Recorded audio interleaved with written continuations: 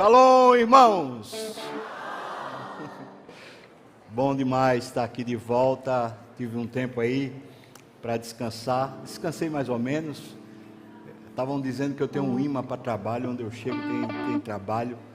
Mas esses dias Deus me deu o privilégio de voltar lá aos Estados Unidos. Tive um tempo lá com uma igreja de brasileiros. Algumas demandas que os irmãos lá têm, especialmente de ensino da palavra de Deus, e também pude me deter um pouco mais na leitura da palavra, um tempo para descansar também, graças a Deus. Vamos ficar de pé? Abra sua Bíblia no Salmo 96. Salmo 96. Nós vamos ler a palavra do Senhor de forma alternada, tá bom? Salmo 96. Vamos ler com atenção e, por favor, também com o coração. Ponha na sua boca o seu coração agora. Cantai ao Senhor um cântico novo, cantai ao Senhor todas as terras. Cantai ao Senhor, bendizei o seu nome, proclamai a sua salvação, dia após dia. Anunciai entre as nações a sua glória, e entre todos os povos as suas maravilhas. Porque grande é o Senhor, e muito digno de ser louvado, temível mais que todos os deuses. Porque todos os deuses dos povos não passam de ídolos.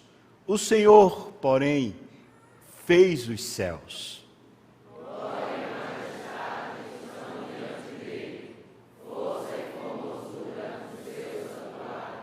Tributai ao Senhor, ó famílias dos povos, tributai ao Senhor a glória e a força. Tributai ao Senhor a glória devida ao seu nome, trazei oferendas e entrai nos seus atos. Adorai o Senhor na beleza da sua santidade. Tremei diante dele todas as terras.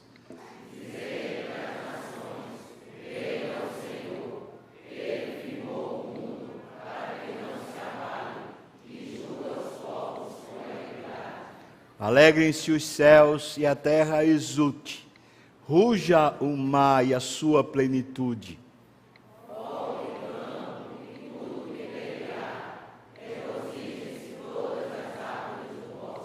Na presença do Senhor, porque Ele vem julgar a terra. Ele julgará o mundo com justiça, julgará todos os povos consoante a sua fidelidade. Amém.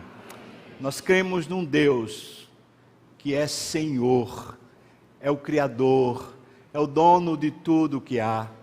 E esse Deus que por si só se basta, resolveu nos ter como seus filhos e como seus amigos. Nosso maior privilégio é o Senhor. É a sua doçura, sua graça, sua presença, seu amor, um deleite inefável, coisa que a gente não consegue explicar, mas a gente consegue apreciar e sentir.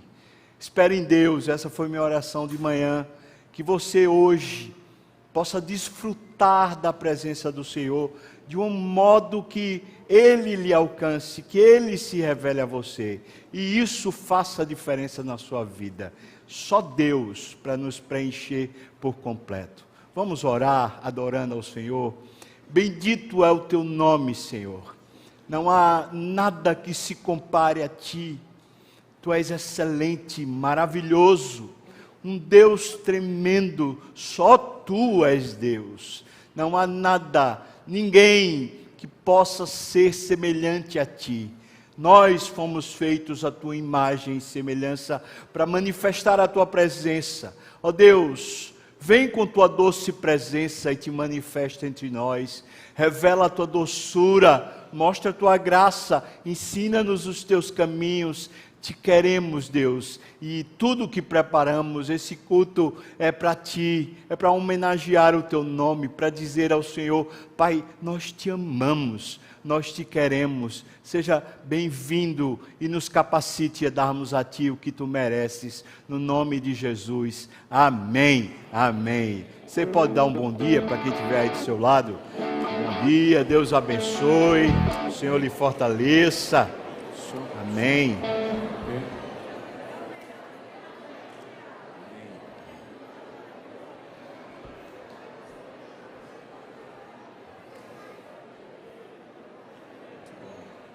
Bom dia, irmãos.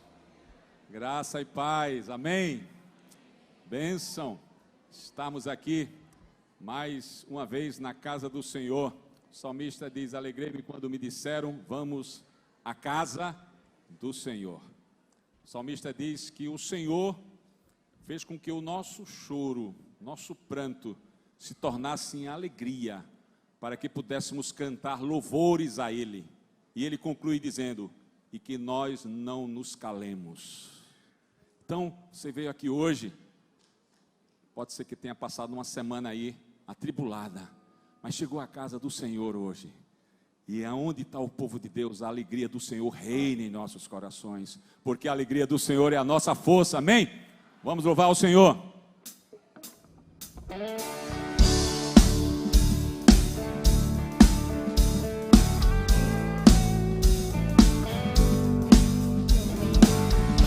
Louvor e honra.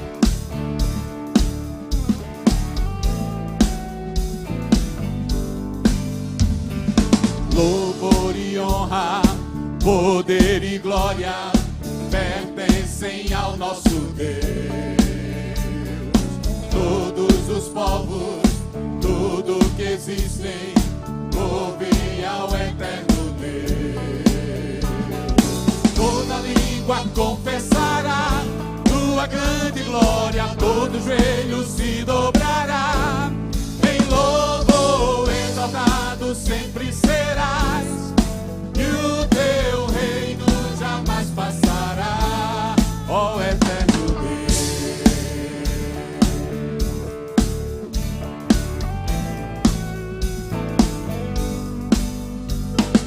Louvor e honra, poder e glória pertencem ao nosso Deus. Todos os povos, tudo que existe, ouvem ao eterno Deus. Toda língua confessará tua grande glória, todo joelho se dobrará. Em louvor exaltado sempre serás, e o teu reino jamais passará.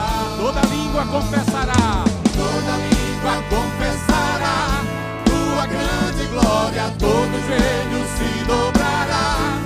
Em louvor exaltado sempre serás, e o teu reino jamais passará, ó eterno Deus. O reino do Senhor será para todo sempre. Vamos declarar isso com alegria. Teu reino será para sempre, Senhor. Teu reino será para sempre. Cantem ao eterno Deus, pois nada consegue se comparar. Cantem ao eterno Deus. Teu reino será para sempre. Cantem ao eterno Deus, pois nada consegue se comparar. Cantem ao eterno. Teu reino será, a igreja. Teu reino será para sempre. Cantem ao eterno Deus, pois nada consegue se comparar. Cantem ao eterno Deus. Teu reino será para sempre. Cantem ao eterno Deus, pois nada consegue se comparar.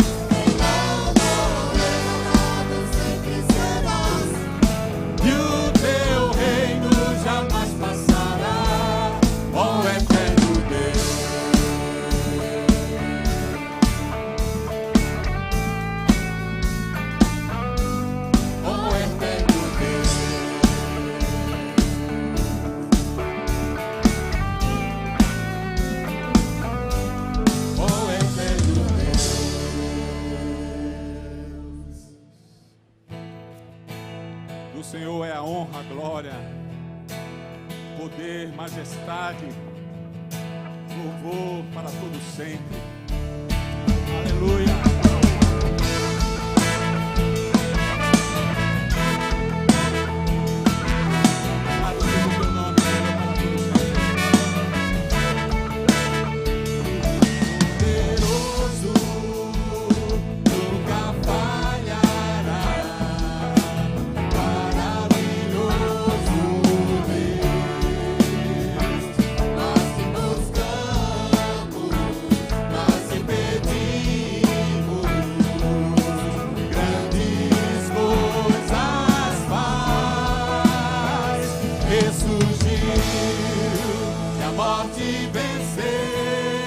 O quê?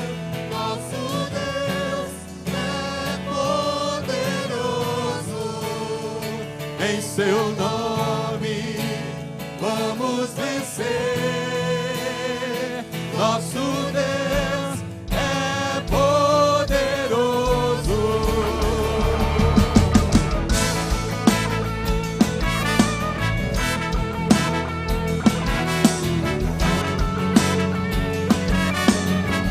Quero ouvir a igreja. Deus conosco.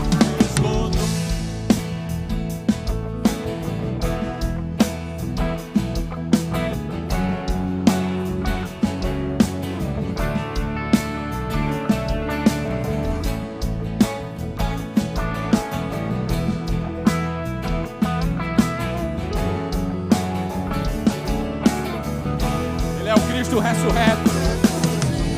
Está vivo. Venceu a morte. Nosso Deus é poderoso. Em seu nome vamos vencer. Nosso Deus é poderoso.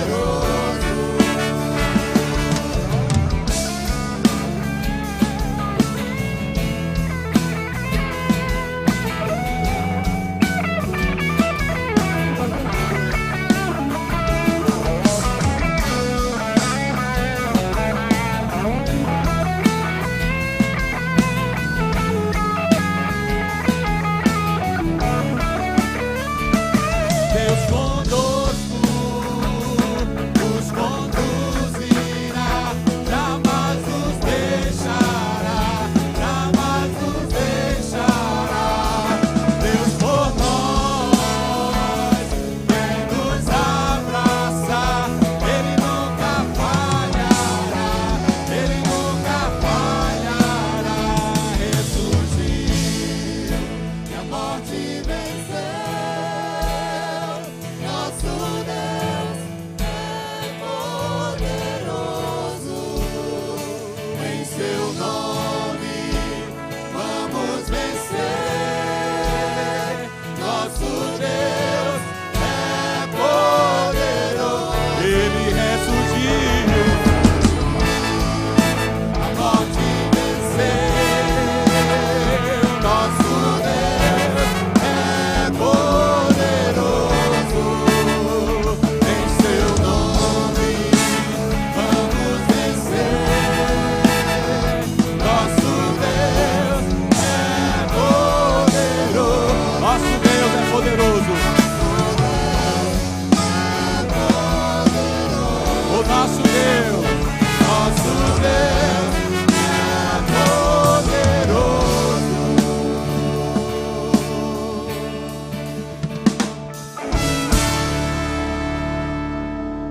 Aleluia. Oh, aleluia. Esse Deus poderoso que nós vamos continuar louvando. E a gente gostaria de ensinar um cântico novo para vocês, onde a gente vai estar declarando esse poderoso Deus, o qual nós servimos, que Ele é inigualável. Ele é o Deus do impossível. Eu queria ensinar esse refrão para os irmãos. Paulinho, por favor.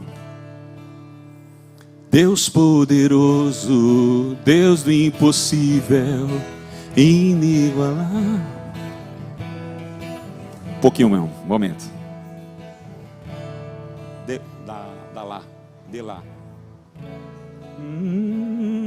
Deus poderoso, Deus do impossível, inigualável, és invencível. Deus poderoso, Deus do impossível, inigualável, és invencível. Não tenho temor, em meu coração no controle está. Não tenho temor, em meu coração no controle está. Não me falta nada, não me falta nada, porque tenho a ti. Não me falta nada, porque tenho a ti. Nós vamos declarar isso. Você crê nessa palavra? É a palavra do Senhor.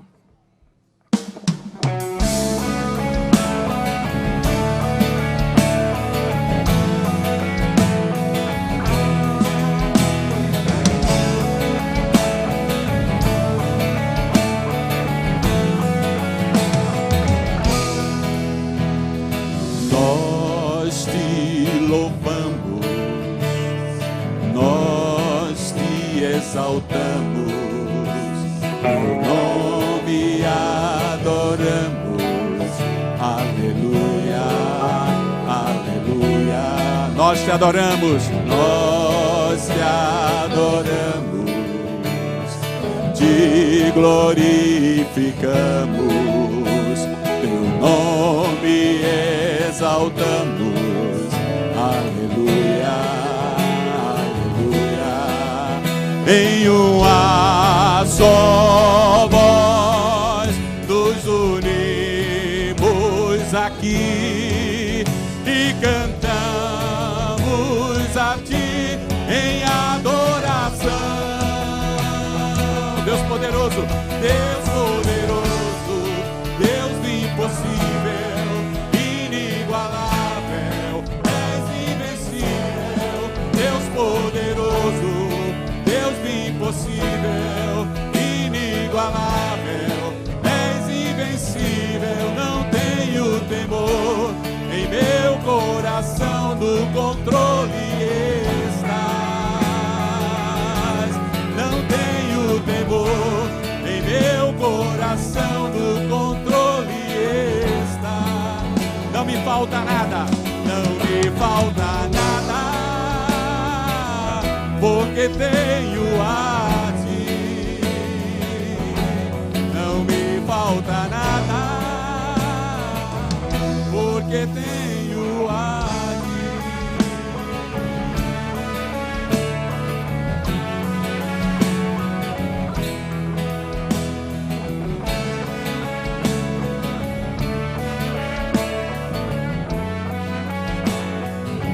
Nós te louvamos. Nós te louvamos, nós te exaltamos, nome adoramos, aleluia, aleluia.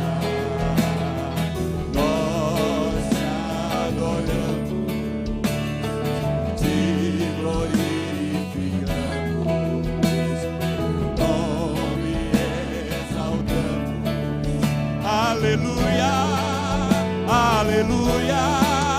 Em uma só voz nos unimos aqui e cantamos a ti em adoração. Deus poderoso, Deus do impossível, inigualável, és invencível. Deus poderoso,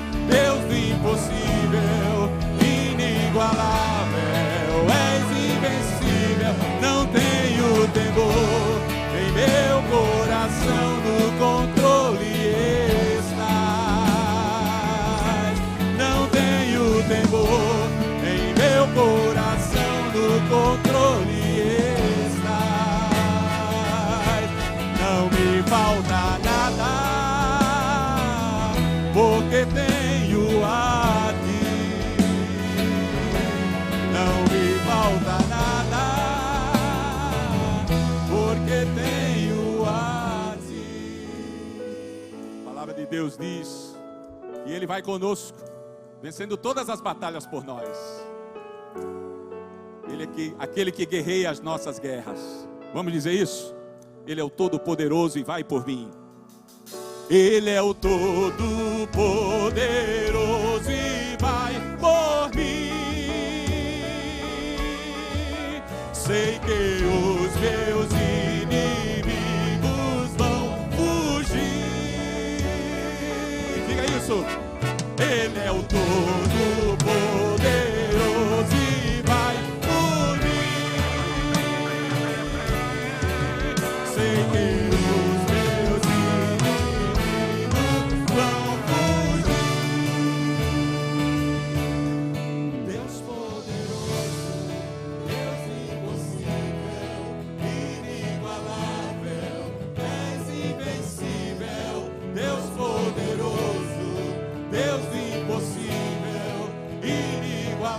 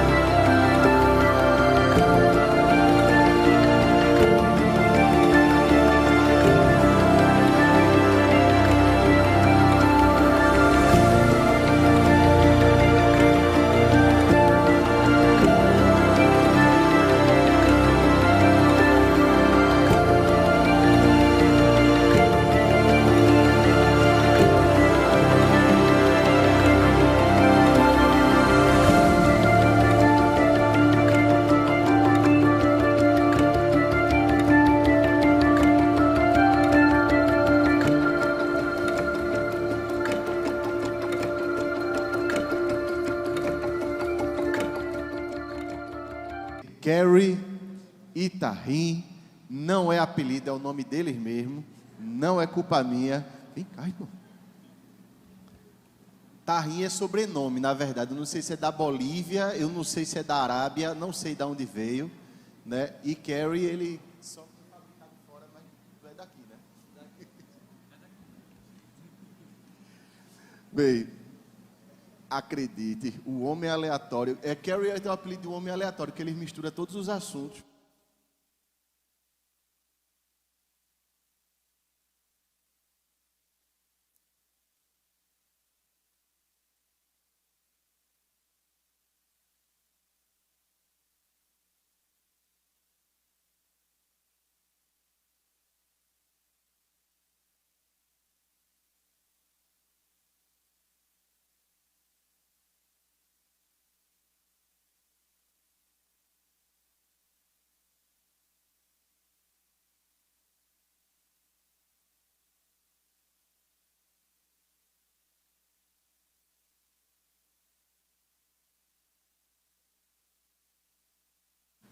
Na comunidade da gente, na família da gente, para abençoar e para serem abençoados.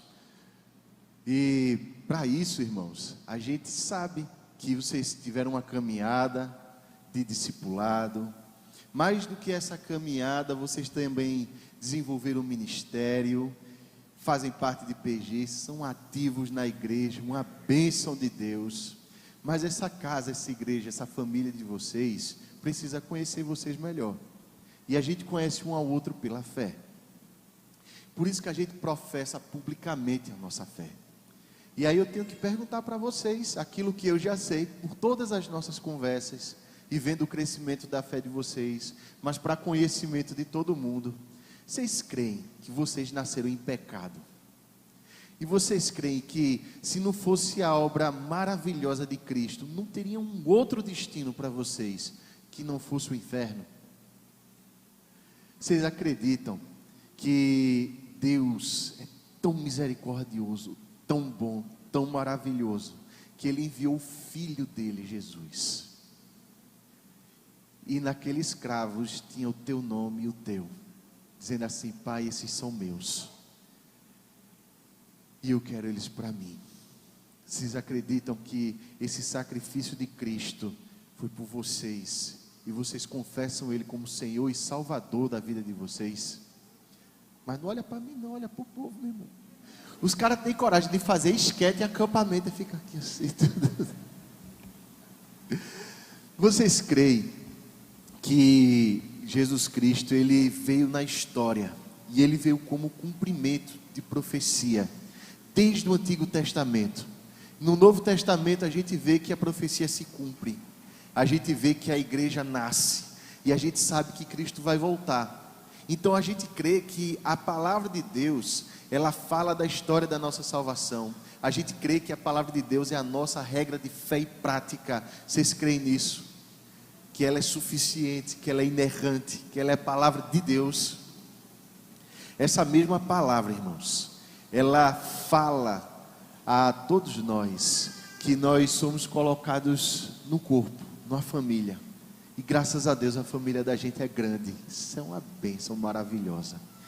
E Deus, Ele coloca a gente nessa família para ser liderado.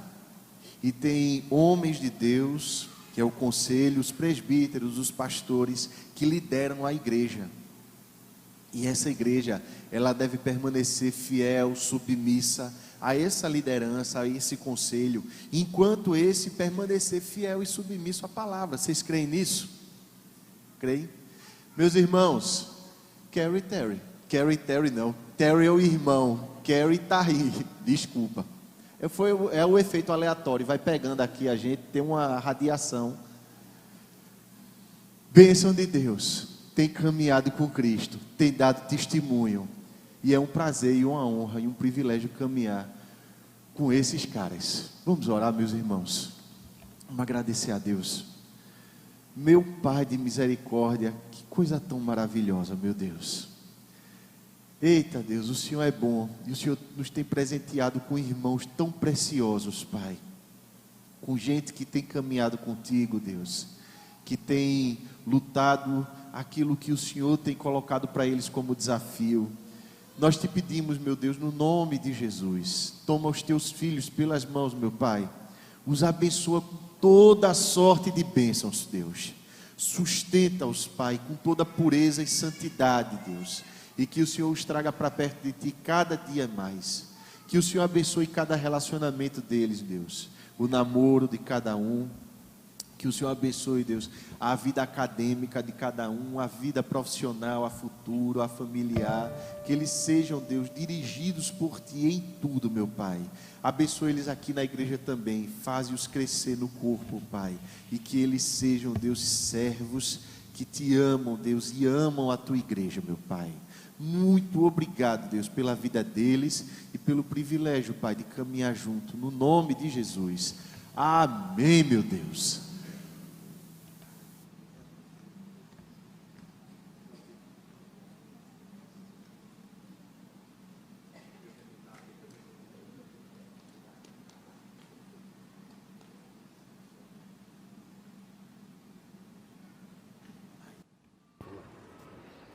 Irmãos, essa semana, quer dizer, semana passada, houve a EBF. Eu recebi lá os vídeos, as imagens, e fiquei muito emocionado, assim. Que coisa linda, né? Ver as crianças cantando e também ver as equipes, a igreja participando. Queria aqui publicamente dizer quanto eu louvo a Deus pela vida dessa igreja, pela maneira como o Senhor está conduzindo as coisas e tudo que tem acontecido aqui. Você está desafiado a participar agora dessa viagem missionária. Nós vamos para Triunfo, se Deus assim permitir. Vamos evangelizar. Alguns médicos já estão inscritos, alguns dentistas também. Vamos ter área de saúde, um brechó lá para abençoar. Vamos ter um culto na praça pública, e esse culto nós queremos, se Deus permitir, que seja um momento marcante para a história da igreja, do Evangelho lá em Triunfo. Então, você tiver como ir, puder participar, meu irmão, não fique de fora, se inscreva, vamos junto participar desse momento, se Deus assim permitir. Nós vamos entregar a Deus nossos dízimos e ofertas, conforme o Senhor nos tem dado. Se o Senhor tem dado a você algum recurso, alguma condição, então 10% não lhe pertence, é do Senhor. Devolva. A gente não deve ficar com aquilo que não é nosso. Então, entregue a Deus o dízimo.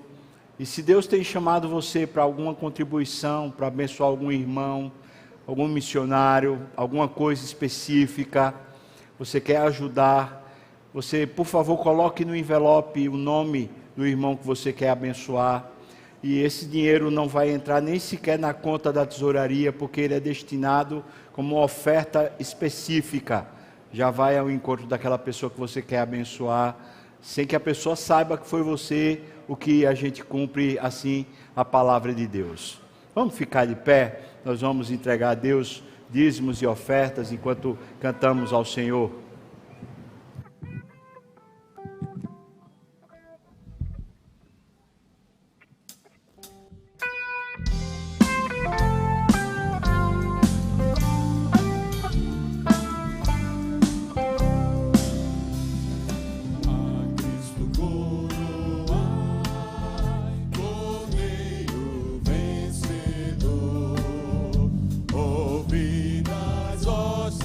Celestiais dos anjos o louvor, eleva a tua voz e entoa o coração, louvando aquele que morreu e deu-te a salvação. A Cristo coroa.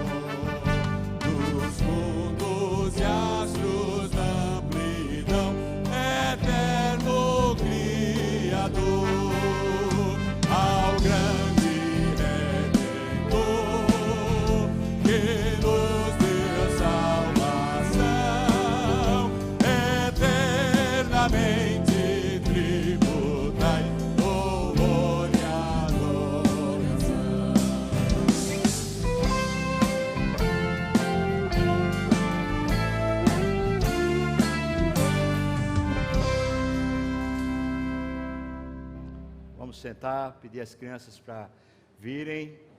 Elas vão sair para o departamento infantil.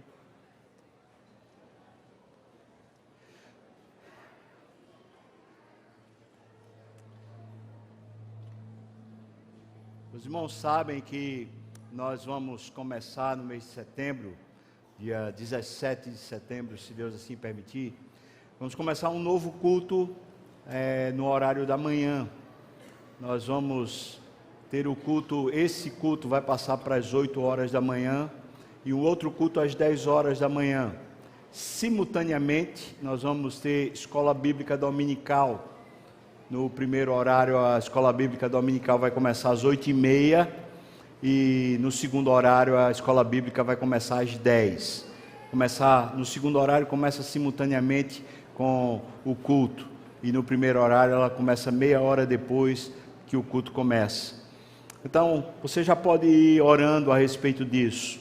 E é bom aproveitar esse momento para falar, porque você olha e dá para perceber bem que a gente está precisando tomar alguma atitude em relação à quantidade de pessoas que Deus tem mandado para a igreja. Então, nós vamos fazer esse investimento.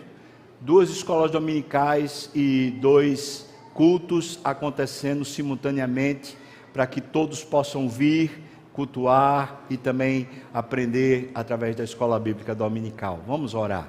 Pai, obrigado pelos recursos. Obrigado também pela bênção que o Senhor tem estendido sobre essa casa, a vida desses irmãos, essa igreja. Louvado seja o teu nome. Obrigado, Senhor, pelo ministério infantil dessa igreja. Obrigado pela EBF tão abençoadora que tivemos. Obrigado pelas conversões. Obrigado pela salvação. Obrigado pela família, Deus, pelos filhos. Abençoa essas crianças. Abençoa o ministério infantil da igreja. E colocamos diante do Senhor, se há aqui algum pai e mãe que ainda não tem seu filho crente, que ainda não houve salvação, nós pedimos agora, Deus, no nome de Jesus, traz salvação aos nossos filhos, alcança-os, faze-os conhecer o teu amor e que eles o amem acima de tudo, Deus. Pedimos também que o Senhor abençoe o restante do culto, o Senhor em tudo traga glória ao seu nome, no nome de Jesus. Amém. Amém. O apóstolo João, na sua visão do Apocalipse, ele viu uma grande multidão que dizia: digno é o Cordeiro que foi morto de receber o poder, a honra, a glória, a força, a sabedoria. Eu queria convidar você, se você sentir no coração e quiser ficar em pé para a gente cantar esse louvor ao Senhor.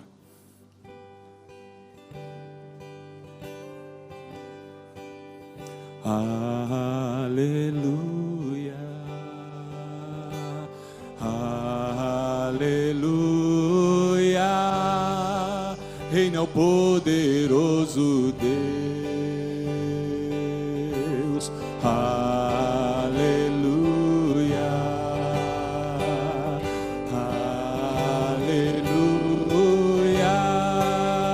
Reina o poderoso Deus, aleluia, santo, santo, é Senhor Deus poderoso, digno é Jesus. É Jesus, tu és santo, santo, és Senhor Deus poderoso, digno é Jesus, digno é Jesus.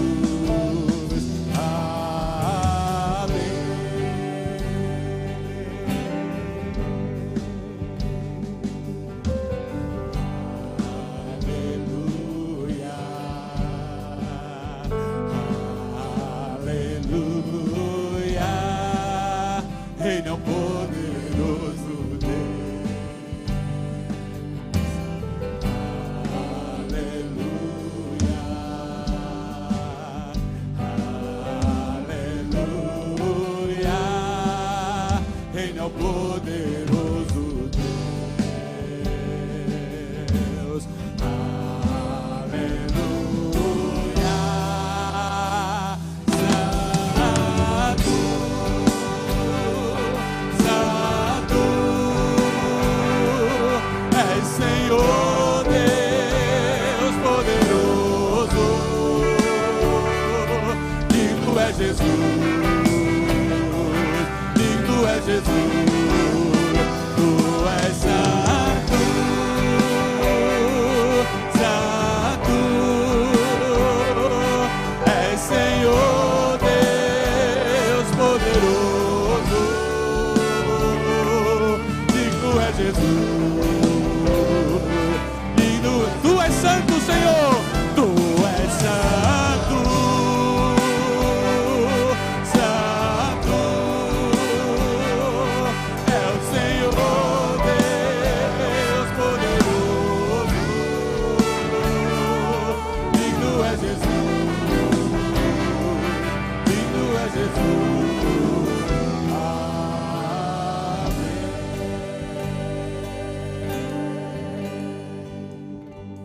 Podem sentar. Abra, por favor, sua Bíblia no livro de Atos. Vamos continuar de onde paramos a exposição do livro de Atos. Atos, capítulo 17, a partir do versículo 16 até o versículo 34. Quando Paulo está na Europa, depois que o Espírito Santo impediu ele de ir na direção que ele pretendia, a Ásia, ele é chamado por uma visão, um varão macedônico que diz para ele: passa a Macedônia e ajuda-nos. Ele vai para lá, não é um tempo fácil.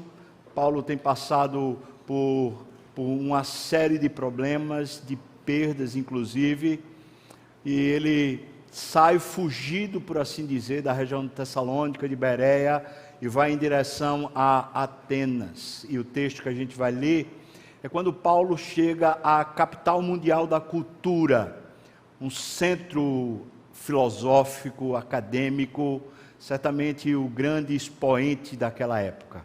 Vamos ler com atenção esse momento da introdução do Evangelho, naquele ponto mais elevado da cultura grega. Diz assim o texto: enquanto Paulo os esperava em Atenas, o seu espírito se revoltava em face à idolatria dominante da cidade, e por isso dissertava na sinagoga entre os judeus e os gentios que eram piedosos. E também ele fazia isso na praça todos os dias, entre os que se encontravam ali.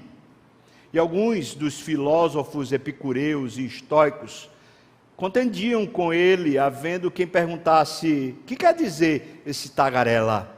E outros: ele parece um pregador de estranhos deuses. Por quê? Porque Paulo pregava Jesus e pregava a ressurreição. Então, tomando-o consigo, levaram Paulo ao Areópago, dizendo: poderemos saber que nova doutrina é essa que ensinas, posto que nos traz aos ouvidos coisas que são estranhas. Nós queremos saber o que vem a ser isso.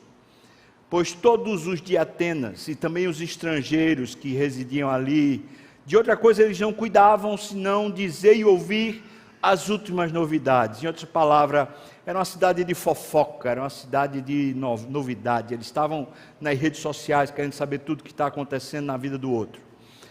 Versículo 22. Então Paulo, levantando-se no meio do Areópago, disse: senhores atenienses, em tudo vos vejo acentuadamente religiosos, porque passando e observando os objetos de vosso culto, eu encontrei também um altar no qual está escrito: ao Deus desconhecido. Pois esse que adorais sem conhecer é precisamente aquele que eu vos anuncio. O Deus que fez o mundo e tudo o que nele existe, sendo Ele o Senhor do céu e da terra.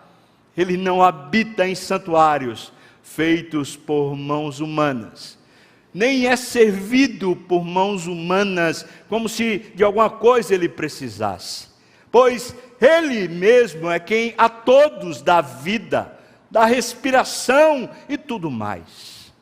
De uma só, Ele fez toda a raça humana para habitar sobre toda a face da terra, também havendo fixado os tempos previamente estabelecidos e os limites da sua habitação.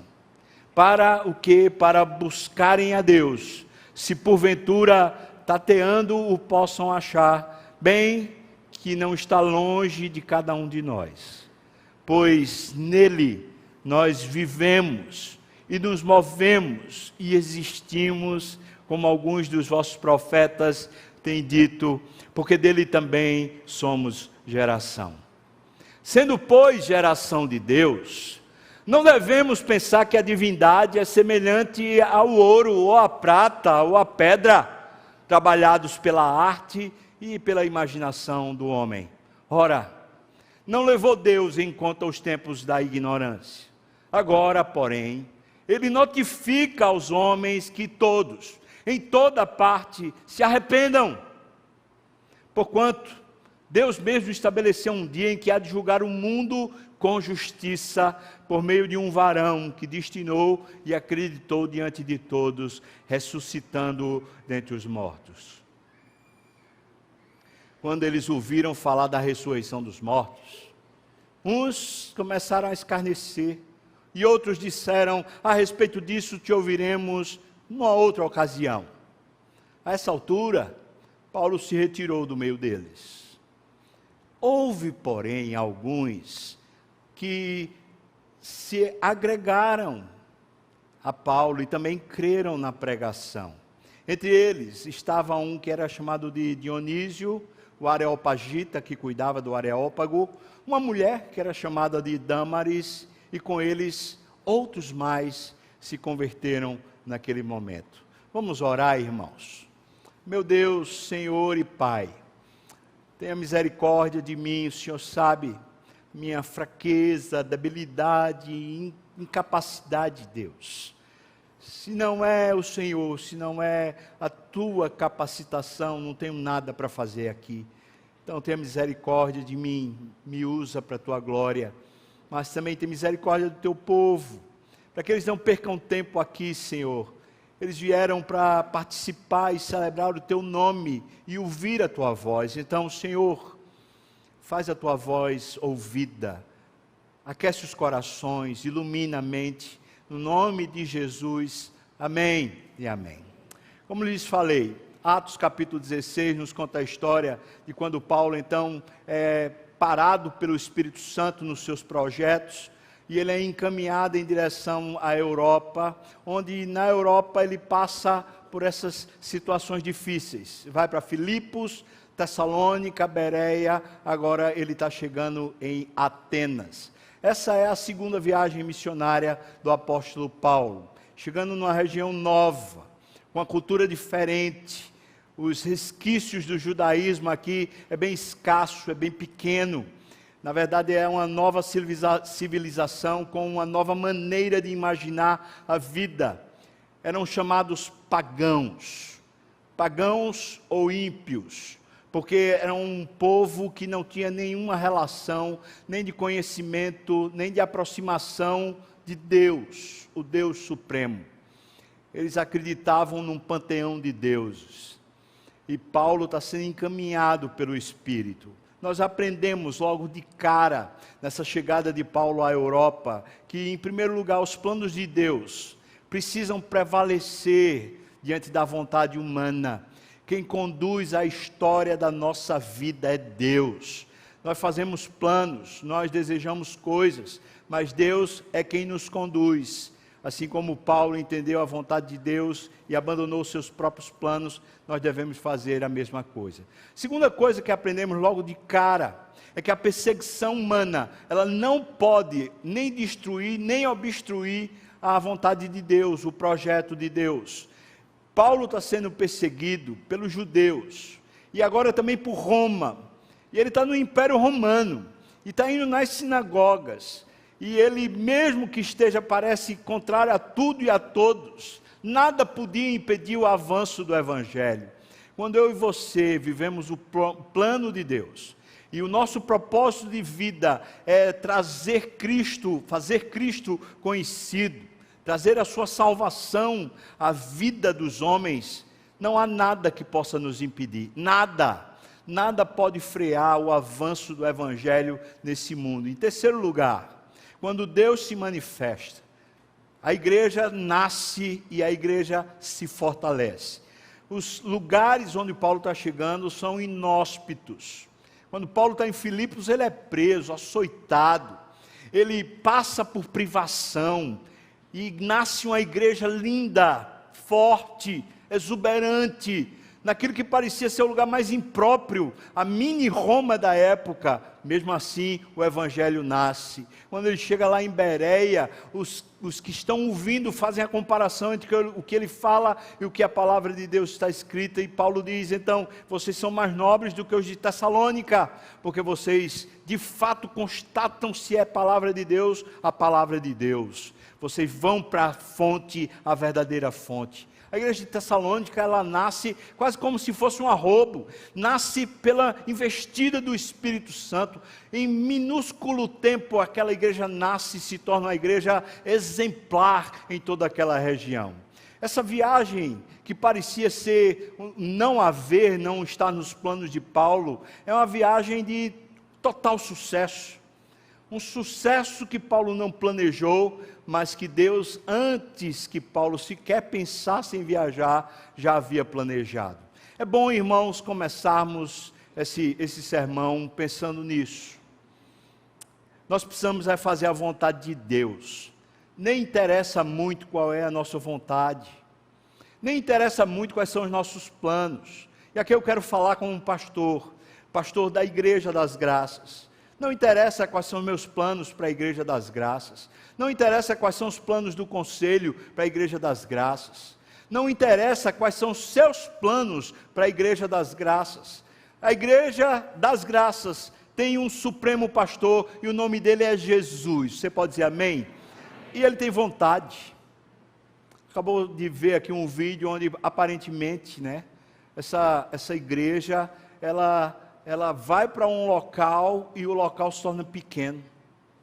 É isso que parece que tem acontecido ao longo dessa história. Ela vai para um local, constrói ali, ou vive ali uma experiência, mas aquele lugar rapidamente se torna pequeno, porque há um avanço do Evangelho. Você hoje, membro dessa igreja, é chamado por Deus para proclamar o Senhor Jesus. É sobre isso que eu quero falar nessa manhã.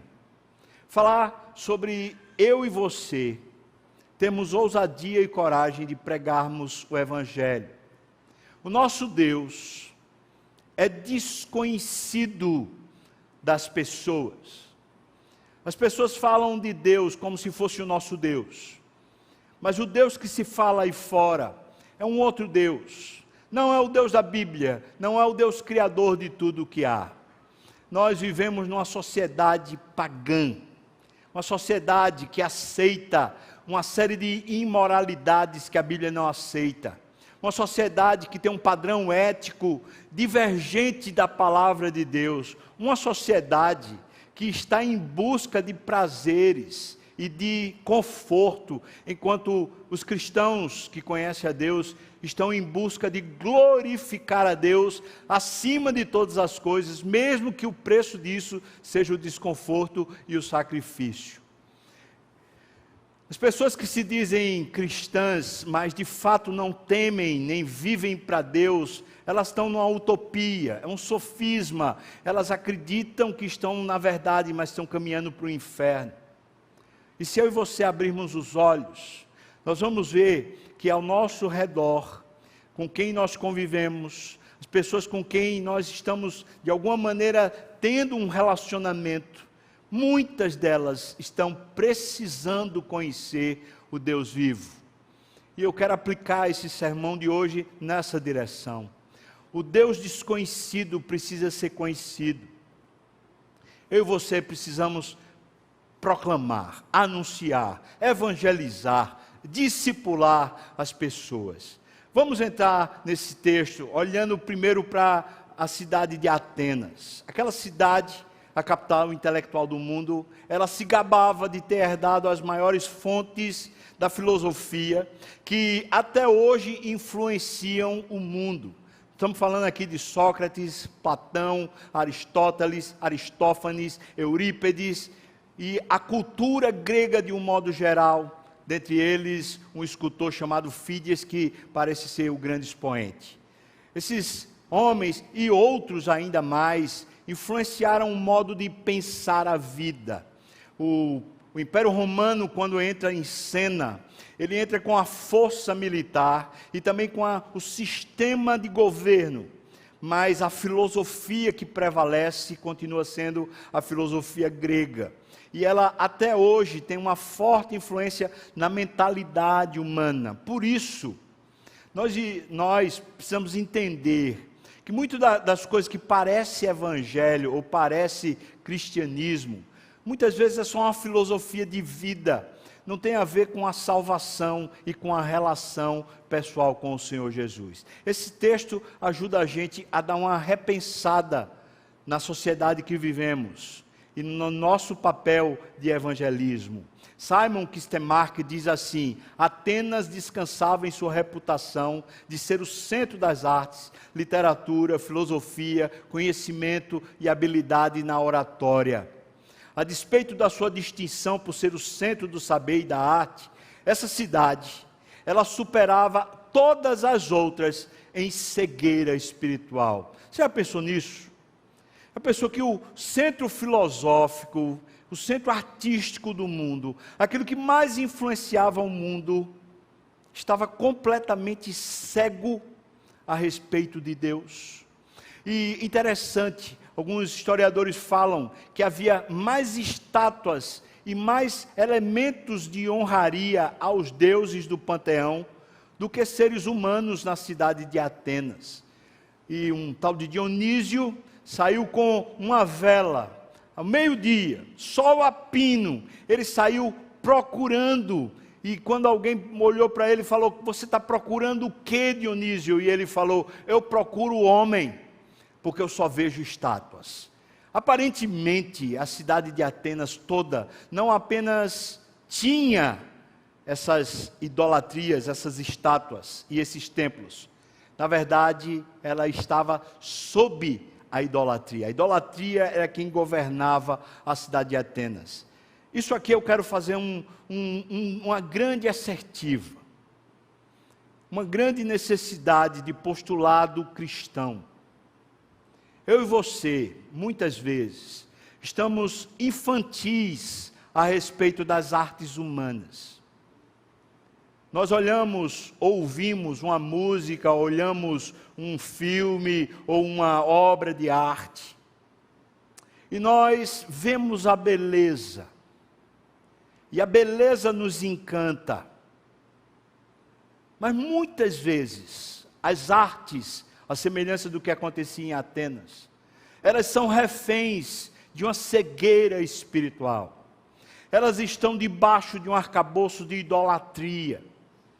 Não é que as pessoas que estão fazendo a arte, elas queiram por si só serem contra Deus, mas é porque, não conhecendo a Deus, elas terminam servindo ao Deus desse século.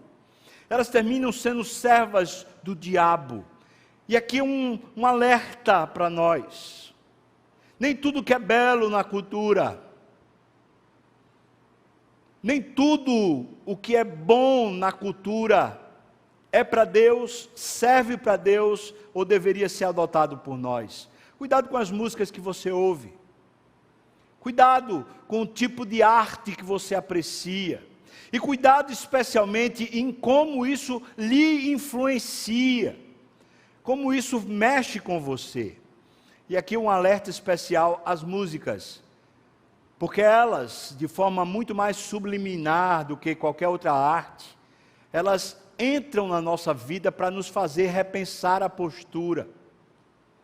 E muitas vezes nós estamos ouvindo coisas que são pagãs, contra Deus, e estamos sendo influenciados.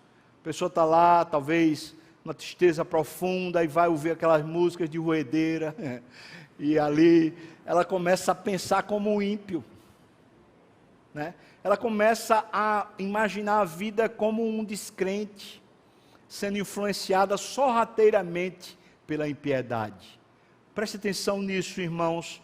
Sendo assim, o texto no versículo 16 diz que quando Paulo estava lá esperando em Atenas, observando aquela cidade, ele começou a se revoltar.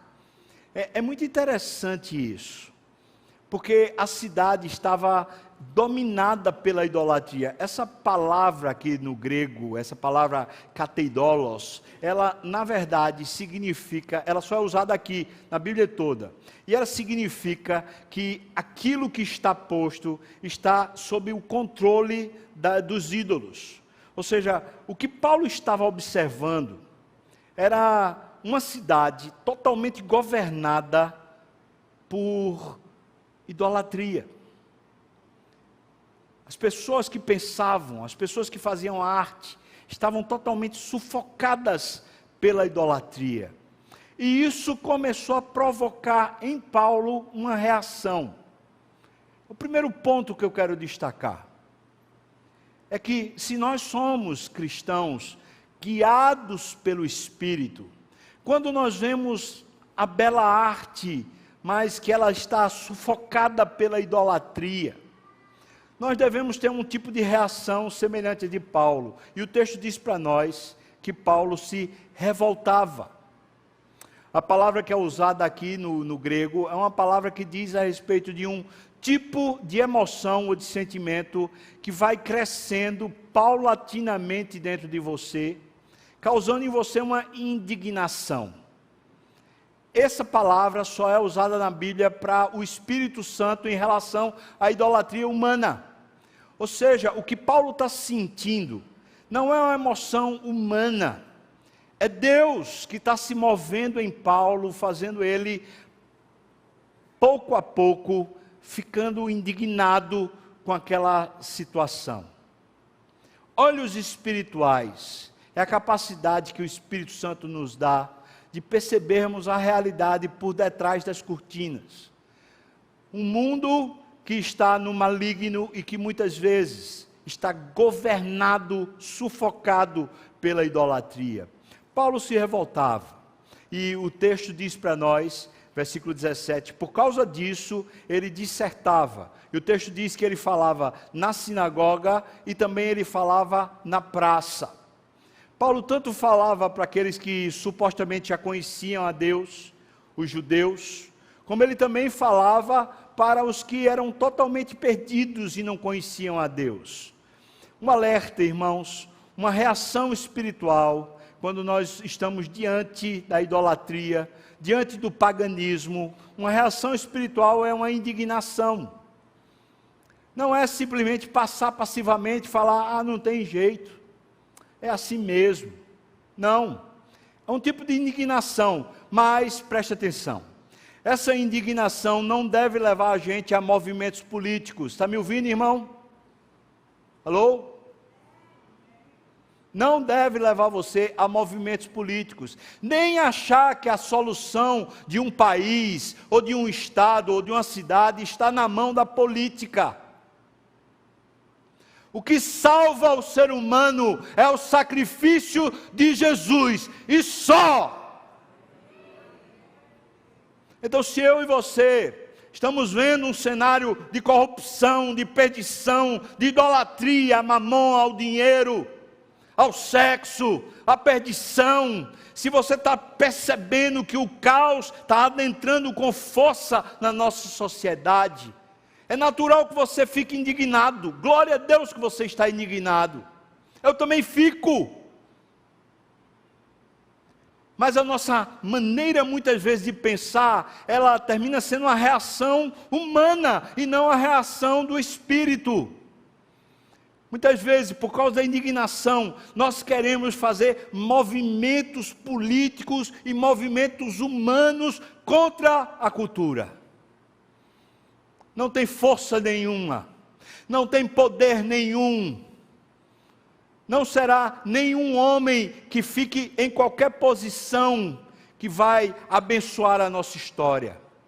A única coisa que pode redimir a história humana é o Senhor Jesus. Por isso, Paulo, quando se defrontou com essa cultura perdida da idolatria, com a sua revolta, ele resolveu foi pregar. Você quer ajudar o Brasil? Você quer ajudar Pernambuco? Você quer ajudar Recife? Você quer ajudar a sua família? Você quer ajudar os seus filhos? Pregue a Bíblia. Anuncie Jesus Cristo. Eu não estou falando de você fazer uma pregação. O texto diz aqui que ele fazia isso todos os dias. Todos os dias. Eu não estou falando de culto doméstico. Eu não estou falando de um culto de reunião de oração dentro da igreja. Eu estou falando de um modus de viver, uma maneira de viver. Cristo é o assunto principal, o Evangelho é o que enche o coração, a Bíblia é o que está na mente e na alma. Gente que ama a Deus, que busca a Deus, que lê a Bíblia, que busca conhecer mais o Senhor. Estou chamando você, para você ser um fator de Deus, um fator humano, mas de Deus, que mexe com as estruturas. Você pode dizer, mas eu sou uma formiguinha só, diante de um oceano. Paulo também era uma formiguinha só, diante de um oceano, mas foi aquela formiguinha que, com a sua simplicidade, mas cheia do Espírito, começou a quebrar a cultura grega, trazendo ali o Evangelho do Senhor Jesus. Reação espiritual ou reação do próprio Espírito é causar em nós uma inflamação, uma indignação. Mas a nossa reação à inflamação deve ser Evangelho, pregação, anúncio, palavra. Quantas vezes? Todas as vezes. Quantos dias? Todos os dias. Você é crente, não importa quanto tempo de igreja. O que importa é o quanto de Bíblia você tem. O quanto de amor a Deus você tem, isso é o que importa. O quanto o Espírito tem a oportunidade de agir através de você, isso é o que importa. Porque o Evangelho é o poder de Deus. Não é a suficiência da mente humana, mas é o poder de Deus. Então preste bem atenção. A gente vai ter um negócio lá de São João, aí o pessoalzinho tudo de xadrezinho, olha que bonitinho. Nada demais. Aí tem lá a festividade na escola, a festividade de carnaval, mas ninguém fica nu, ninguém fica não tem problema nenhum, não tem problema nenhum, acorda.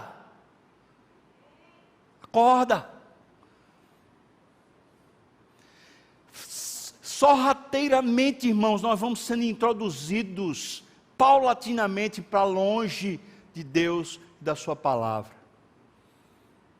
Estava ouvindo um testemunho de uma pessoa falando que a educação lá do filho, o filho, eu queria muito aprender a tocar aquele violãozinho pequeno, esqueci o nome, cavaquinho, o pai disse, então vou botar você para aprender cavaquinho. O menino foi aprender cavaquinho, irmão. Normalmente, eu não sou nada contra o cavaquinho, mas normalmente onde é que se toca cavaquinho? É no pagode, é na gafieira, é no meio do mundão, estou errado? Adivinha onde é que o menino foi parar? Acorda, irmão. A revolta não deveria produzir em nós um movimento humano, mas sim um movimento do Espírito, pregar o Evangelho todos os dias, em qualquer lugar. Essa reação espiritual ao desconhecimento de Deus fez com que Paulo então fosse levado até um local para poder ele começar a pregar. O versículo 18 diz: alguns dos filósofos epicureus e estoicos contendiam com Paulo, e havendo quem perguntasse, o que é que você quer dizer? Chamando ele de tagarela. E então eles pegaram o versículo 19 e os levaram a Areópago, porque ali eles queriam fazer o que eles sempre faziam, esse tipo de conversa. Você faz o discurso, você traz uma proposição, e então os circunstantes têm a oportunidade de interpelar, e fica como se fosse esse diálogo conversando filosoficamente. Paulo não está interessado em conversa, nem em diálogo filosófico, Paulo só quer pregar o evangelho. Mas esse texto mostra para a gente o que é que estava nos bastidores. Duas filosofias, diz aqui os epicureus, eles não acreditavam na vida após a morte, nem num julgamento final, e portanto para eles a vida era simplesmente ter prazer. Já que não vai acontecer mais nada depois daqui, comamos e bebamos, que amanhã morreremos. A filosofia dos epicureus é que dá origem ao hedonismo, ou seja, uma vida buscando prazer, satisfação pessoal, conforto. Era o que os epicureus pregavam. Os estoicos, por sua vez, eram materialistas, panteístas, fatalistas, apáticos ao sofrimento humano e defensores de uma visão cíclica da história. Eles acreditavam numa espécie de determinismo cego, ou seja, vai acontecer o que tem que acontecer e pouco importa o que você faz. E se assim esse fatalismo toma conta, então eles viviam melancólicos. Dois dos principais expoentes do estoicismo se mataram. Por causa do fatalismo, não havia solução para a vida. Então aceita, era tipo assim, aceita o sofrimento, aceita que dói menos. Se por um lado uma filosofia dizia, viva para o prazer, porque não resta mais nada depois disso. A outra dizia assim, rapaz, como não tem solução, então simplesmente se adeque ao que tem. Aceite o que tem. Essas duas filosofias faziam parte do arcabouço da cosmovisão deles. E Paulo então vai fazer um discurso justamente aí. Tanto os epicureus como os estoicos estavam equivocados. Os epicureus diziam, aproveita a vida, enquanto os estoicos diziam, aguente a vida. A palavra de Deus nos ensina a viver uma vida prazerosa por causa da presença de Deus. Uma vida que tem futuro, tem destino, uma vida que é controlada pelo Senhor, mas que é um Deus amoroso, que faz aquilo que é bom para nós, sabe como cuidar de nós. Paulo então vai anunciar Deus nessa cultura. Agora preste atenção, Paulo quando começa a falar, no versículo 22 diz, senhores atenienses, em tudo vos vejo acentuadamente religiosos. Acontece, irmãos, que o nosso Deus, ele não é para ser homenageado como se fosse um desconhecido. E o nosso Deus, muito menos, é para ser homenageado como se fosse um igual a qualquer outra divindade, como se elas existissem. E Paulo então vai precisar fazer essa distinção. Esse que vocês não conhecem é precisamente o que eu quero falar. E o versículo 24 começa Paulo a expressar o conhecimento de Deus para aquela cultura, para aqueles cidadãos. Primeiro Paulo diz, Deus não existe por causa da vida, do versículo 24. Mas a vida só existe por causa de Deus. Veja que ele está batendo de frente com a filosofia e com a cosmovisão daqueles homens. O centro da vida deles era a própria vida, era a própria existência. E aqui ele está dizendo, o Deus que vocês não conhecem, ou qualquer divindade, ela não existe por causa da vida, mas a vida existe por causa dele, por causa de Deus. Portanto, vocês precisam inverter os polos. Deus é mais importante do que a própria vida. Segundo, versículos 25 e 26. Deus não existe por causa do homem, mas o homem, a humanidade existe por causa de Deus. Não é o homem o centro da história. Não é o pensar humano o centro da história, nem quem cria a história. É Deus. Ele não é servido por mãos humanas, como se de alguma coisa precisasse. Na verdade, Ele é quem dá a todos vida, respiração, tudo mais. De um só Deus fez a raça humana para habitar sobre toda a face da terra. Ele foi quem fixou os tempos previamente estabelecidos. Ele é quem colocou os limites da habitação. Preste atenção, é Deus o centro, não o homem.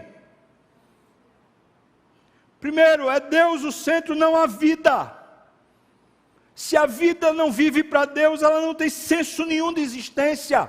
Segundo, não é o nosso umbigo, nossa vontade, não é o nosso pensamento o centro da vida, não são os nossos projetos, em outras palavras, não sou eu o centro da minha vida, é Deus. Se você é cristão e conhece a Deus, Deus já lhe maravilhou a tal ponto de você já ter desistido de si mesmo, de você já ter há muito tempo aberto mão do controle da sua própria vida para dizer: eu vivo é para te adorar, Deus. Isso é ser cristão. 3, versículo 27. Deus não existe por causa da adoração, mas a adoração só pode ser dada ao Deus verdadeiro. Paulo diz isso, ele diz: para buscarem a Deus, os homens foram feitos para buscarem a Deus, às vezes até tateando, tentando achá-lo, mas Deus na verdade não está longe. Veja, Deus não precisa que você adore, mas Ele criou você para adorá-lo. O senso da vida humana é para adorá-lo. E aqui Paulo está colocando uma coisa muito importante que eu e você, como cristãos, cremos.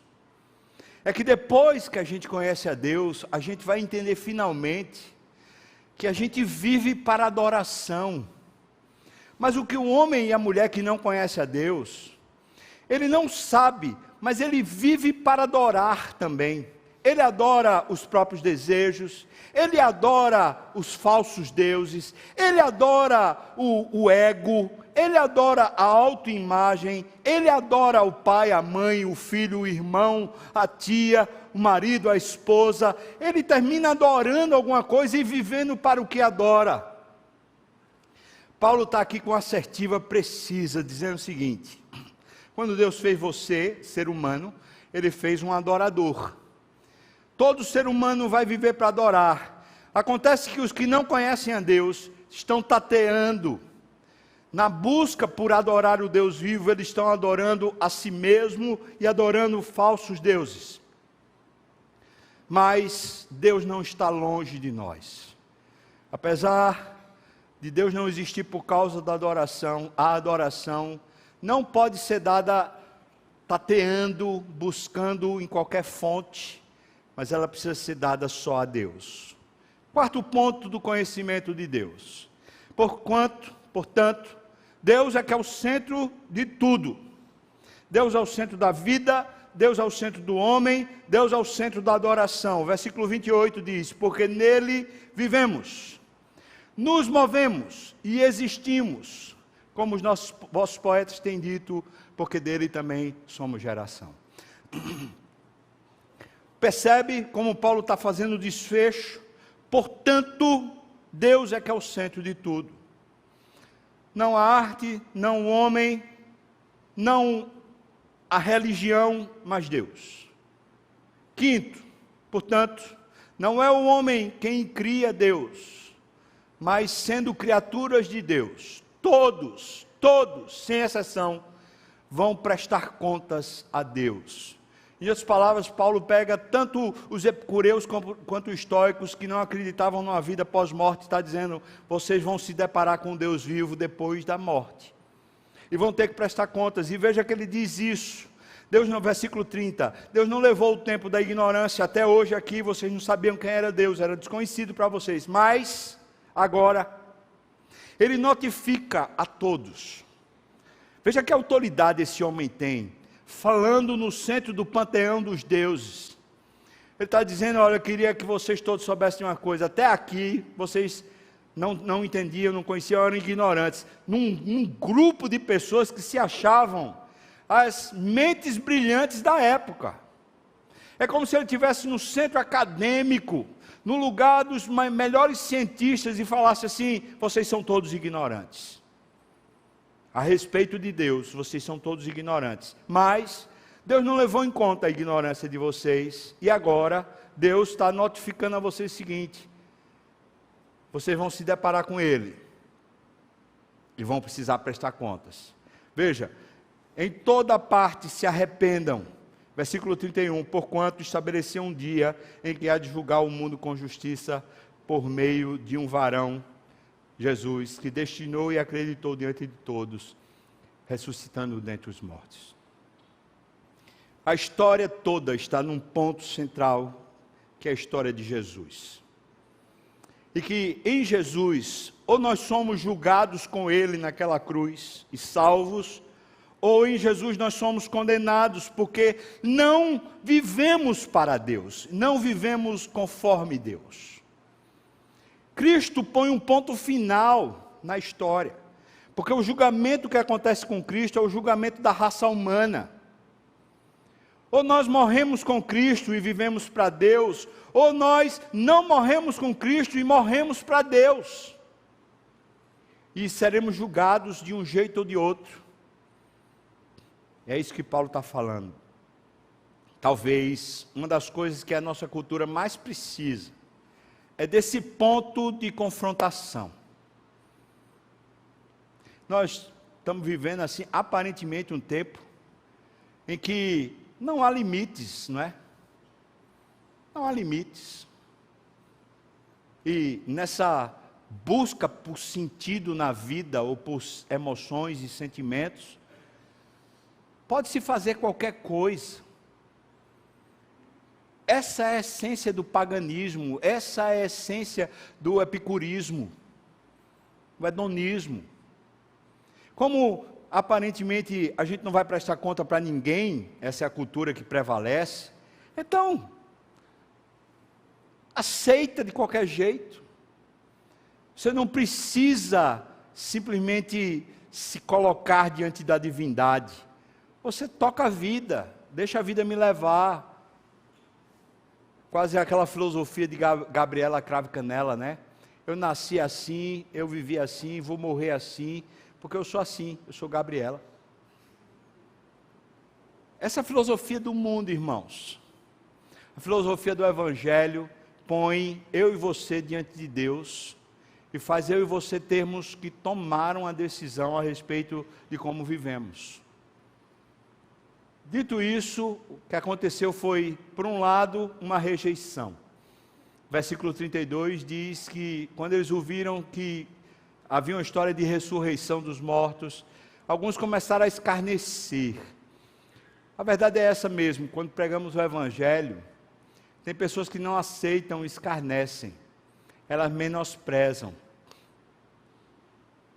E às vezes isso acontece até dentro da igreja. Mas também é verdade, versículo 34, que houve salvação. E sempre acontece salvação quando a gente prega o Evangelho. Diz que alguns homens se agregaram a Paulo e creram. Estava lá Dionísio, estava lá Dâmaris, que se converteram, aquela cultura começou a cair diante da verdade, diante do Evangelho. Bom, estou finalizando esse sermão agora. A aplicação eu já fiz, mas agora eu faço um desafio. Você que é crente de verdade e conhece a Deus, em primeiro lugar, se você tem sentido um confronto com a cultura prevalente da sociedade, você tem sentido a indignação, no nome de Jesus, aprenda a reagir da forma correta, pregue. Comece a ensinar na sua casa, nas suas conversas, aos seus amigos, na escola, no hospital, no trânsito, onde tiver, anuncie, pregue, proclame. Segundo, o texto nos ensina que para essa proclamação nós precisamos conhecer a Deus. Nós não podemos ser cegos no meio de uma sociedade cega. Nós precisamos ter olhos que veem. Os nossos olhos só estarão abertos quando nós estamos bem alimentados espiritualmente. Não é só ler a palavra, mas é conhecer o Deus da palavra. É buscar a Deus de verdade. Como é que está a sua vida, irmão? Está firme no discipulado? Nosso curso aqui de 3 anos, para a gente conhecer um pouco mais a Deus. Está firme na escola dominical? Mais do que isso, você está firme na leitura da palavra? Recentemente um irmãozinho, sabendo que eu ia chegar lá perto, falou assim: por favor, me traga uma Bíblia com aquelas anotações, porque aqui é muito escasso, eu preciso aprender um pouco mais, então eu queria aquelas Bíblias que tem as anotações para eu estudar mais. Eu falei: tá bom, eu levo. Levei. Dei de presente aqui a Bíblia com anotação, gente boa. Era a Bíblia de Charles Spurgeon, coisa boa, material bom. Olha, para você estudar. Agora, preste atenção, viu, meu irmão? Porque a Bíblia você já tem. E não vai ser Charles Spurgeon quem vai ensinar você a conhecer a Deus, não. Porque Cristo, antes de subir aos céus, ele disse que Deus haveria de enviar o Espírito para fazer a gente conhecer a Cristo. O que faz eu e você conhecermos a Deus é a palavra e o Espírito. Não estou dizendo que a gente não pode ler Spurgeon, nem a gente pode ler Spurgeon, Hernandes Dias Lopes, Augusto Nicodemos, e o que mais tiver de teologia boa a gente pode ler, e pode ouvir, e pode ver. Mas não vai ser pastor Fubá que vai ensinar você a conhecer a Deus. Vai ser você buscando a Deus em espírito e em verdade.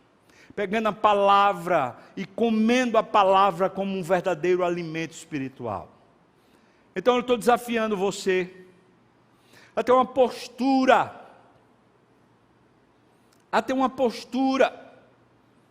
Uma postura de confrontação consigo mesmo. Uma confrontação pessoal dizendo: eu preciso reagir. Eu preciso pregar, eu preciso conhecer, e eu preciso buscar esse conhecimento de verdade do Deus verdadeiro. Eu chamo você para tomar atitudes a partir disso, conforme o Espírito lhe conduzir. Talvez você começar a fazer o discipulado agora, amanhã está retornando. Ou talvez você aprofundar aí um discipulado pessoal com alguém. Mas, sobretudo, você pegar a Bíblia e lê-la. Se Deus quiser, agora em setembro eu estou concluindo a leitura que eu comecei 1º de janeiro da Bíblia toda. Esse ano eu fiz um propósito para ver se até setembro eu conseguiria ler. E esse tempo de férias me ajudou, porque eu consegui ler todos os livros proféticos e ainda li uma boa porção do Novo Testamento. Eu acredito que até setembro eu já tenho concluído tudo. Eu quero desafiar você a ter essa fome. Vá buscar, irmão. Nosso Deus é maravilhoso e nos surpreende. Agora eu pergunto, você topa o desafio? Você aceita esse desafio de proclamação, de anúncio para os que não conhecem a Deus, falar, mas também para os que conhecem a Deus, você falar? Você aceita o desafio de buscar mais a Deus, de procurar conhecê-lo mais e se esforçar de uma confrontação pessoal para buscar mais? Se você aceita o desafio, eu quero chamar você a ficar de pé, eu quero orar com você, orar por você. Ao mesmo tempo eu peço, se os presbíteros puderem vir para cá, venham para a gente poder distribuir a ceia do Senhor nesse momento. Vamos orar. Meu Deus, estamos aqui de pé, eu estou vendo o Senhor, pelo menos até a hora que eu estava com o olho aberto, eu vi muita gente que levantou, e meu Senhor, esse gesto nosso, quer dizer alguma coisa, Senhor. Nós ouvimos a Tua voz e agora estamos respondendo, pelo menos ficando de pé.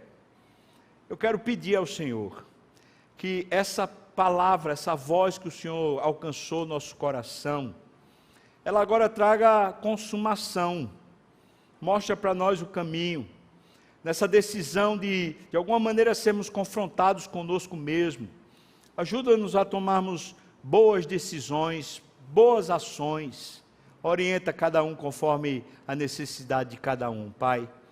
Abençoa aqui o Teu povo, fortalece o Teu povo, anima o Teu povo, Senhor, eu te peço isso no nome de Jesus, amém. Amém. Amém, irmão. Você pode sentar. A palavra de Deus diz para nós que naquela noite que o Senhor Jesus foi traído, começa assim o relato, né? Na noite que ele foi traído, ele resolveu pedir em casamento a igreja do Senhor Jesus. Não é estranho, né? Na noite que foi traído, ele resolveu assumir um compromisso de casamento. A ceia é a nossa resposta ao pedido de casamento do Senhor Jesus. Porque o pão é quando nós dizemos: eu faço parte do seu corpo, Senhor. Eu sou um só contigo, eu sou o teu corpo. O casamento é para tornarem-se uma só carne. E ele sela o casamento com um pacto, uma aliança. Que naquela época era uma aliança entre os dois pais, o pai do noivo, o pai da noiva, que selavam esse casamento com um cálice de vinho. Eles trocavam o vinho e assim eles tinham se comprometido de que o meu filho casará com a sua filha casará com o meu filho, nós vamos estar juntos. Cristo estava pedindo a sua mão em casamento eternamente. Quando nós tomamos a ceia, é como se estivéssemos respondendo: eu sou uma só carne contigo, Senhor, e eu tenho um pacto verdadeiro contigo, Senhor. Eu te amo. Você quer receber a ceia, você é crente, membro da igreja, está em comunhão com os irmãos, receba a ceia do Senhor. Você não precisa ser crente da Igreja das Graças, você pode ser talvez crente de uma outra igreja, mas você precisa ser membro de alguma igreja. Talvez você fez a profissão de fé lá, fez o batismo lá, tudo bem, participa da ceia. Agora, se tem alguém aqui que ainda não fez o batismo, não é membro, nem daqui nem de outro lugar, eu queria pedir a você que não participasse. E isso eu faço por amor a você, porque a Bíblia diz que quem come e bebe sem discernir espiritualmente isso, está comendo e bebendo o juízo de Deus. Eu não queria que você recebesse hoje juízo de Deus, eu quero que você receba a bênção. Então, não participe, por favor, mas se você quer muito participar, quando o presbítero passar por aí levando a ceia, fala para ele, bate na mão dele e diz assim: eu queria muito participar da ceia, como é que eu faço? E ele vai depois lhe ajudar. Ou então, quando acabar o culto, o pessoal que fica com colete verde lá fora, pode ajudar você nesse processo aí, para você fazer parte também do corpo de Cristo e dessa relação. Nós vamos distribuir, você espera, e aí todo mundo vai cear junto.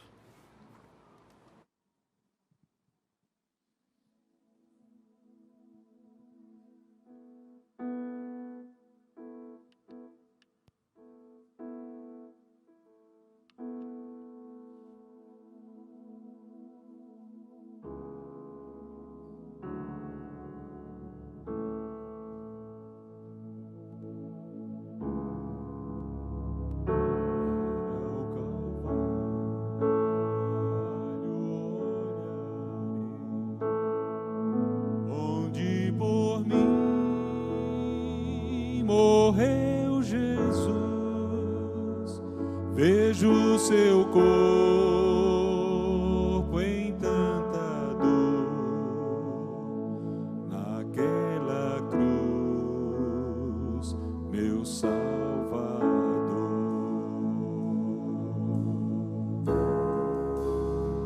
Seu corpo sepultado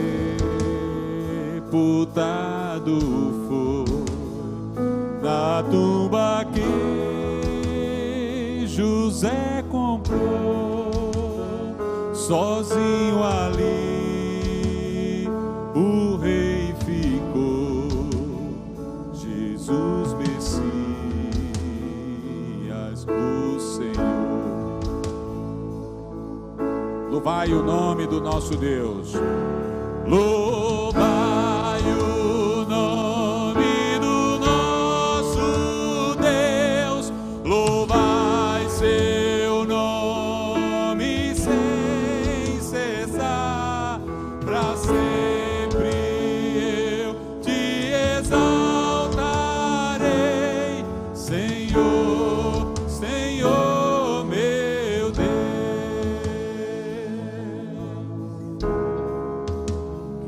E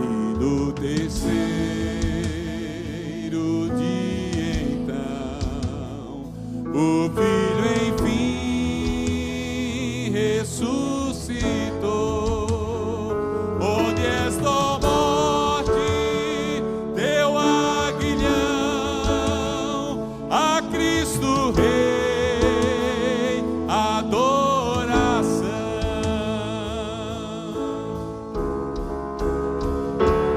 Louvai o nome do nosso Deus, louvai seu nome sem cessar, para sempre eu te exaltarei, Senhor, Senhor meu Deus.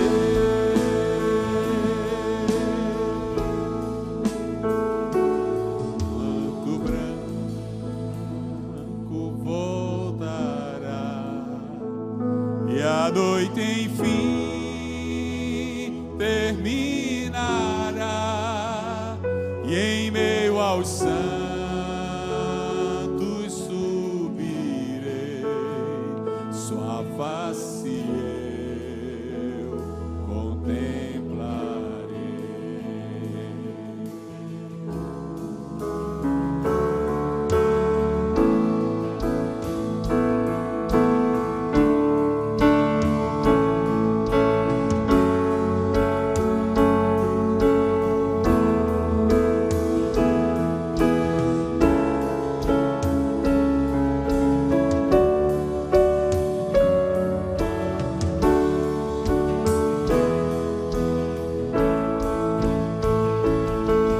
Louvai o nome do nosso Deus, louvai seu nome sem cessar, para sempre eu te exaltarei, Senhor, Senhor meu Deus.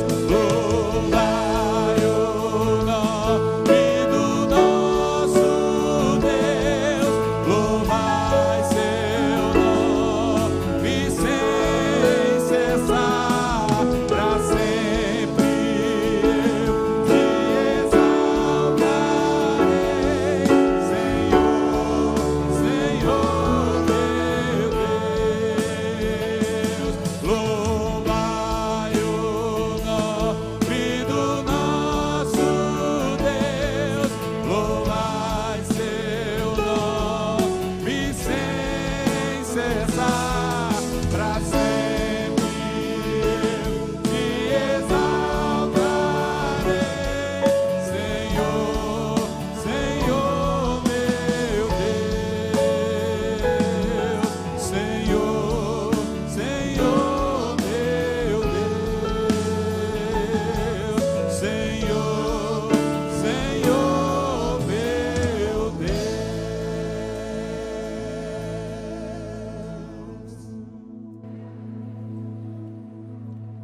Alguém deixou de receber? Faça o sinal, por favor.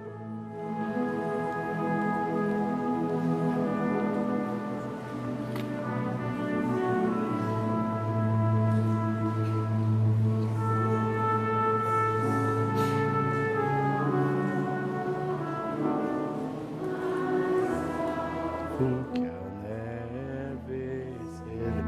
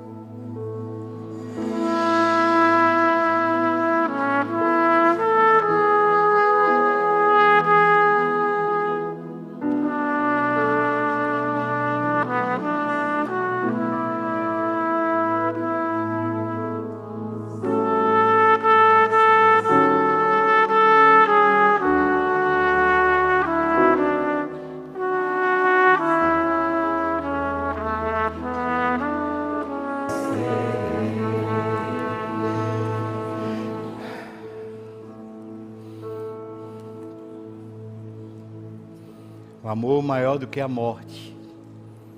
O amor capaz de dar vida. Pode levar.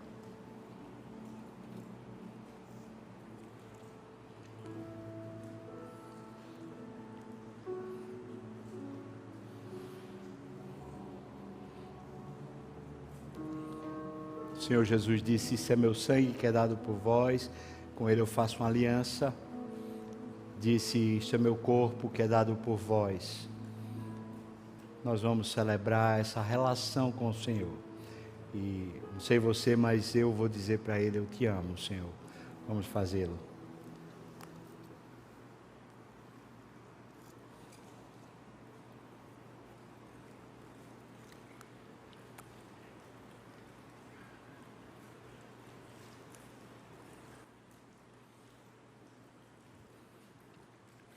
Vamos ficar de pé, irmãos. Esse final de culto, a gente está aqui, aproveitar o conselho todo. Nós ontem, na reunião do conselho, decidimos fazer uma reunião com todos os líderes da igreja, agora no dia 15, que é terça-feira próxima a 8. Então, dia 15, por favor, coloca aí na sua agenda. Nós queremos todos os líderes, sublíderes, nós queremos a maior quantidade possível dos irmãos aqui, para a gente ter uma conversa sobre esse processo do novo culto, da nova escola dominical, como a gente vai fazer. Então, eu queria muito que todo mundo estivesse aqui. Vai ser o tempo também da gente poder ouvir, entender.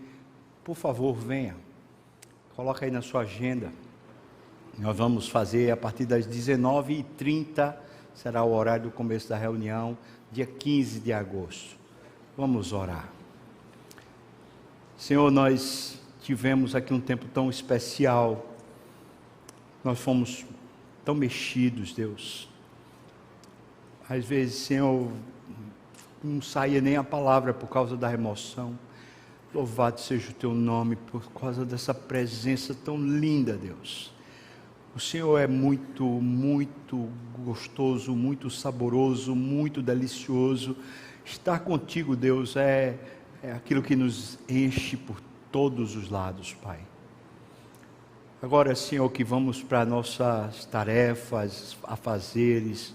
Meu Pai, vai conosco também e nos capacita, Senhor, a vivermos assim na Tua doce presença. Capacita-nos nas tarefas diárias, vivermos contigo, Senhor, e para Ti também. Usa-nos para a Tua glória, no nome de Jesus. E que a graça do nosso Senhor e Salvador Jesus Cristo, o amor de Deus, o nosso querido e amado Pai, a comunhão, o consolo, a bênção, o poder e o avivamento do Espírito venha sobre nós, o povo do Senhor.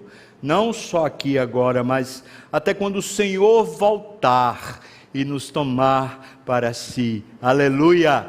Amém! Amém! Nós vamos cantar, irmão, depois a gente vai para a escola dominical e que Deus lhe abençoe muitíssimo nessa semana. Amém. O Senhor é bom, uma fortaleza no dia da angústia, e conhece aqueles que confiam nele.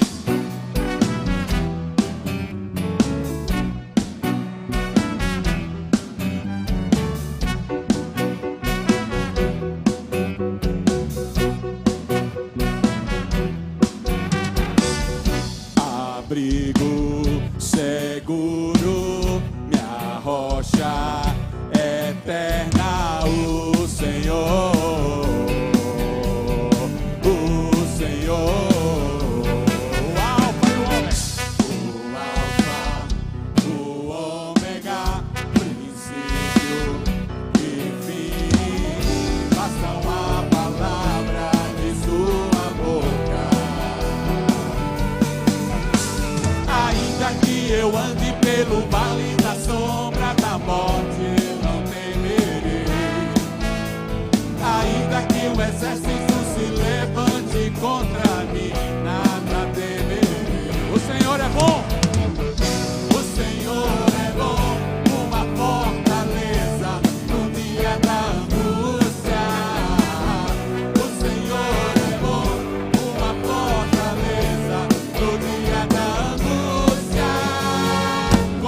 justificado.